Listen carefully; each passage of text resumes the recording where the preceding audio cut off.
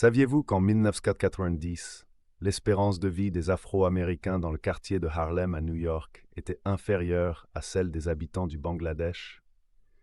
Un fait choquant qui remet en question les indicateurs traditionnels du progrès. Voilà l'essence de l'œuvre d'Amartya Sen. Aller au-delà de la croissance économique étroite et approfondir la véritable signification du développement humain. Les modèles traditionnels de développement, souvent ancrés dans les indicateurs économiques tels que le produit intérieur brut, PIB, brossent un tableau incomplet, voire trompeur, du progrès humain. Ils mesurent la richesse d'une nation, mais ne parviennent pas à saisir l'essence de ce qui rend une vie vraiment valable. Amartya Sen, avec sa perspective révolutionnaire, nous invite à repenser notre compréhension de la richesse et du bien-être. Il soutient que le véritable développement ne consiste pas simplement à accumuler des richesses, mais à élargir les libertés fondamentales des individus. S'en introduit le concept de capacité, comme pierre angulaire de son approche du développement humain. Les capacités, selon Sen, représentent les véritables possibilités qu'une personne a de mener la vie qu'elle valorise. Ce ne sont pas seulement des capacités potentielles, mais les libertés substantielles qu'une personne possède pour entreprendre diverses actions et modes d'être. Elles englobent toute la gamme des choix qu'une personne peut faire, des plus fondamentaux, comme éviter la famine et la maladie, aux plus complexes, comme participer à la vie politique ou exercer ses droits culturels. Considérons cette distinction. Deux personnes peuvent avoir le même revenu, mais leurs capacités peuvent différer considérablement. Une personne handicapée, même avec un revenu confortable, peut ne pas avoir la même capacité de se déplacer librement ou de participer pleinement à la société qu'une personne valide. De même, une personne vivant dans une société répressive peut avoir un revenu élevé, mais manque de la liberté d'exprimer ses opinions ou de participer au processus décisionnel. L'approche par les capacités de Sen met l'accent sur ce que les individus peuvent réellement faire et être, plutôt que sur les ressources qu'ils possèdent. Elle reconnaît que la vraie valeur du développement réside dans la capacité des individus à vivre des vies significatives et épanouissantes, telles qu'ils les définissent eux-mêmes. Cela exige d'aller au-delà des simples mesures économiques et d'examiner la gamme des libertés et des opportunités disponibles pour les individus. En nous concentrant sur les capacités, nous pouvons obtenir une image plus holistique et plus nuancée du progrès humain. Une image qui tient compte des diverses dimensions du bien-être, y compris la santé, l'éducation, les droits politiques et la liberté sociale. Amartya Sen, grâce à ses recherches approfondies, a démystifié les théories économiques conventionnelles et remis en question les hypothèses de longue date sur des questions cruciales telles que la famine. Son travail révolutionnaire sur les famines, en particulier, a révélé les failles des explications traditionnelles et mis en lumière la complexe interaction des facteurs sociaux, politiques et économiques. L'idée courante selon laquelle les famines sont principalement causées par une pénurie absolue de nourriture a été contestée par Sen. Il a fait valoir que si la disponibilité de nourriture est sans aucun doute un facteur important, ce n'est pas la seule ni même la principale cause des famines. Sen a démontré que les famines peuvent se produire même lorsque l'approvisionnement alimentaire global est suffisant. Il a mis en évidence le rôle crucial de l'accès à la nourriture, qui est souvent déterminé par des facteurs sociaux et politiques dans la survenue et la gravité des famines. Sen a soutenu que les famines sont souvent le résultat d'une défaillance des mécanismes de distribution, de l'inégalité économique et du manque de droits politiques et de liberté. Les personnes peuvent mourir de faim, non pas parce qu'il n'y a pas de nourriture, mais parce qu'elles n'ont pas les moyens d'acheter de la nourriture, qu'elles n'ont pas accès au marché alimentaire ou qu'elles sont exclues des systèmes de soutien social. son étude approfondie de la famine au Bengale de 1943, qui a coûté la vie à des millions de personnes, a illustré cette perspective. Sen a démontré que la famine n'était pas causée par une baisse significative de la production alimentaire, mais par une combinaison de facteurs, notamment la hausse des prix des denrées alimentaires, la spéculation, le rationnement inefficace et le manque de soutien gouvernemental pour les personnes vulnérables. La famine du Bengale a été une tragédie humaine qui aurait pu être évitée, causée non par un manque absolu de nourriture, mais par une défaillance des institutions sociales et politiques.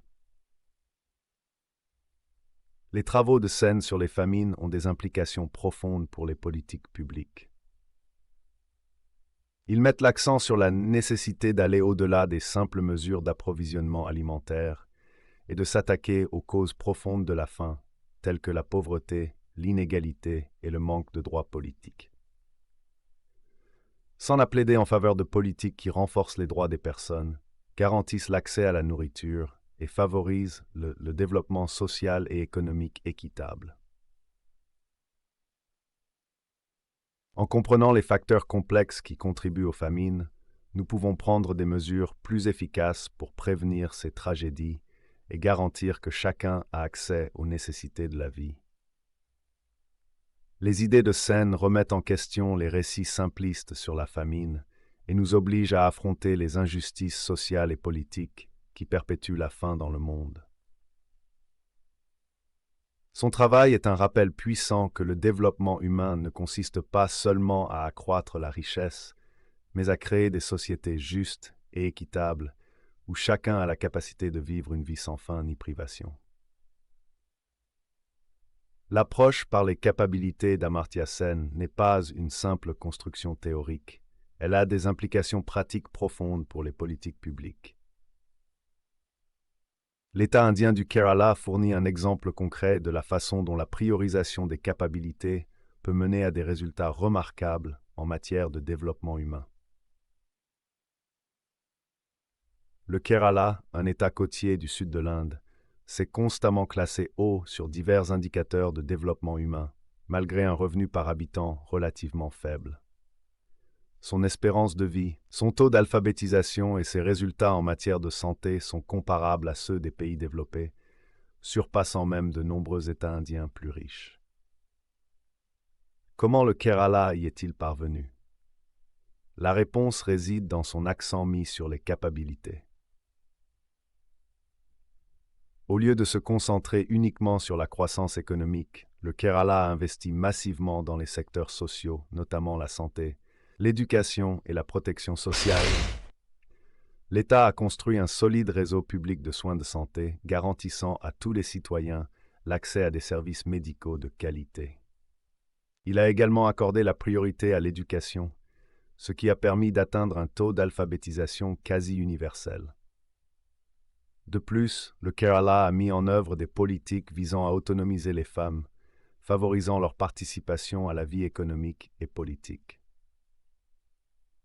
Ces investissements dans les capacités ont eu un impact transformateur sur la vie des habitants du Kerala. Ils ont permis aux individus de vivre plus longtemps, en meilleure santé et de mener une vie plus épanouissante. Le succès du Kerala démontre qu'il est possible d'obtenir des résultats remarquables en matière de développement humain, même avec des ressources limitées, en accordant la priorité aux bons investissements. L'expérience du Kerala conteste l'idée que la croissance économique est une condition préalable au développement humain. Elle montre qu'en se concentrant sur les capacités, il est possible d'améliorer le bien-être des individus directement, sans attendre que la croissance économique s'infiltre. Le Kerala a prouvé qu'investir dans les capacités n'est pas seulement une stratégie moralement saine, mais aussi une stratégie efficace pour parvenir au développement humain. L'histoire du Kerala offre des leçons précieuses pour d'autres pays et régions aux prises avec des problèmes de développement. Elle met en évidence l'importance d'investir dans les personnes, de donner la priorité à leur bien-être et de leur donner les moyens de vivre la vie qu'ils valorisent. L'approche par les capacités, telle qu'exemplifiée par le Kerala, offre une voie alternative au développement, une voie qui privilégie l'autonomisation des individus et l'expansion de leur liberté. Amartya Sen explore la relation complexe entre la démocratie et le développement, remettant en question l'idée que les libertés politiques doivent être sacrifiées au profit de la croissance économique. Il soutient, au contraire, que la démocratie et le développement se renforcent mutuellement, la démocratie fournissant un environnement favorable à un développement humain durable et équitable. S'en affirme que les démocraties, avec leurs institutions participatives, leurs médias libres et leurs citoyens engagés, sont mieux équipés pour répondre aux besoins de leur population. Les libertés politiques, telles que la liberté d'expression, la liberté de réunion et la liberté de la presse, permettent aux individus d'exprimer leurs préoccupations, de tenir leurs dirigeants responsables et de participer au processus décisionnel qui affecte leur vie. Ces libertés sont essentielles non seulement en soi, mais aussi en tant que moyen de promouvoir le développement humain. L'un des arguments les plus puissants de Sen en faveur du lien entre démocratie et développement est son observation selon laquelle aucune famine n'a jamais eu lieu dans une démocratie indépendante dotée d'une presse relativement libre. Cette affirmation audacieuse met en évidence le rôle crucial de la démocratie dans la prévention des crises humanitaires. Dans les démocraties, les médias libres peuvent attirer l'attention sur les premiers signes de famine ou d'autres catastrophes, obligeant le gouvernement à agir et à fournir une aide aux personnes touchées. La responsabilisation du gouvernement envers ses citoyens, caractéristique des démocraties, garantit que les préoccupations publiques sont entendues et que des mesures sont prises pour atténuer les souffrances. Les régimes autoritaires, par contre, sont souvent plus lents à réagir aux crises, car ils suppriment l'information et étouffent la dissidence. Les dirigeants peuvent ne pas être au courant ou ne pas se soucier des souffrances de leur peuple, et les individus peuvent avoir peur de s'exprimer ou d'exiger de l'aide. Le résultat peut être des tragédies humanitaires évitables, comme les famines qui ont ravagé de nombreux pays non démocratiques à l'histoire. Le travail de Sen suggère que la démocratie n'est pas un luxe que seuls les pays riches peuvent se permettre. C'est une nécessité fondamentale pour tous les pays qui cherchent à promouvoir le développement humain. La démocratie n'est pas seulement une fin en soi, mais aussi un moyen de parvenir à une société plus juste, plus équitable et plus prospère.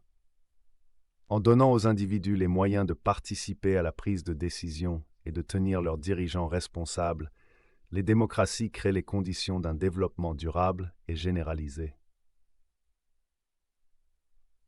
Merci beaucoup d'avoir regardé. Si vous avez aimé cette vidéo, n'oubliez pas de mettre un pouce bleu et de vous abonner pour plus de contenu comme celui-ci.